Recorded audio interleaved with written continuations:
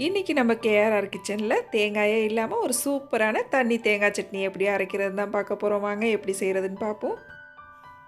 இப்போ சட்னி அரைக்கிறதுக்கு அடுப்பில் ஒரு கடாயை வச்சுக்கோங்க. ஒரு 2 டீஸ்பூன் அளவுக்கு எண்ணெய் விட்டுக்குங்க. ஒரு 5 பச்சை மிளகாய், ஒரு பெரிய வெங்காயம் ரெண்டுத்தையும் சேர்த்து நல்லா வதக்கி விட்டுக்குங்க. காரத்துக்கு தகுந்த அளவு பச்சை மிளகாய் சேர்த்துங்க. இந்த அளவு வதக்கி எடுத்தோம்னா போதும்.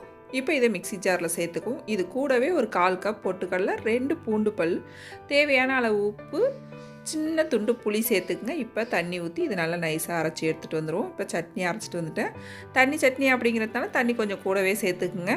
இப்போ இதுக்கு தாளிப்பு கொடுத்துருவோம். கடுகு உளுந்து 1 டீஸ்பூன், நல்லா கடுகு உளுந்து பொரிஞ்சதுக்கு அப்புறம் இதில் ஒரு கொத்து கருவேப்பிலை, 2 வரமிளகாய் கிள்ளி சேர்த்துக்குங்க. கொஞ்சமாக பெருங்காயத்தூள், ஒரு 5 சின்ன வெங்காயத்தை நைஸாக வெட்டி சேர்த்து நல்லா வதக்கிட்டு இப்போ இந்த தாளிப்பை சட்னி கூட சேர்த்துட வேண்டியதான். நல்லா சுட சுட இட்லி தோசை கூட சேர்த்து சாப்பிட்றப்ப அருமையாக இருக்கும். கண்டிப்பாக ட்ரை பண்ணி பாருங்கள்.